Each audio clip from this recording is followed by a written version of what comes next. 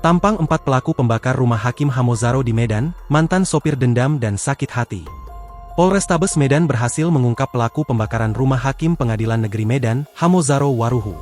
Kapolrestabes Medan, Kombes Calvigen Simanjuntak, menyatakan jika sosok pelaku bernama Fahrul Aziz Siregar, yang merupakan mantan sopir korban. Motifnya sakit hati dan dendam terhadap korban, kata Calvigen Simanjuntak saat diwawancarai, Jumat, 21 November 2025. Calvigen menjelaskan ada beberapa alasan yang membuat Aziz sakit hati, termasuk karena dipecat sebagai sopir pada pertengahan Oktober 2025. Aziz rupanya telah mengenal Hamozaro sejak korban bertugas di PN Rantau Prapat. Selama bekerja, Aziz sudah 3 kali keluar masuk sebagai sopir korban.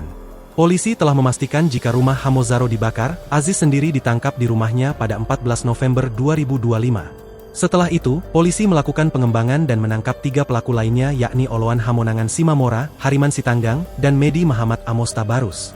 Menurut Calvigen, Oloan berperan membantu pelaku melakukan pembakaran dan pencurian, Hariman membantu menjual perhiasan yang dicuri Aziz dari rumah korban, sementara Medi membeli perhiasan tersebut. Dari hasil penjualan perhiasan itu, Aziz memperoleh uang ratusan juta rupiah yang digunakan untuk membeli sepeda motor dan keperluan lainnya. Calvigen menegaskan pihaknya belum menemukan kaitan antara pembakaran ini dengan perkara yang sedang ditangani Hamozaro. Sebelumnya, rumah Hamozaro terbakar pada Selasa, 3 November 2025 pagi di Komplek Taman Harapan Indah. Kepala Seksi Pemadam Kebakaran dan Penyelamatan Kota Medan, Rusli Simbolon, mengatakan informasi kebakaran diterima pada pukul 10.41 waktu Indonesia Barat.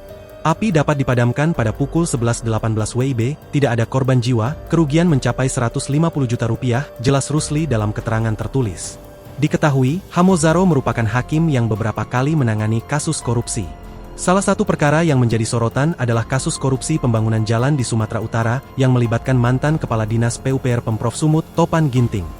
Menurut Sistem Informasi Penelusuran Perkara PN Medan, Hamozaro dijadwalkan memimpin sidang tuntutan 2 terdakwa dalam kasus tersebut, Ahirun Piliang dan Raihan Piliang, sehari setelah rumahnya terbakar. Download Tribun X sekarang, menghadirkan lokal menjadi Indonesia.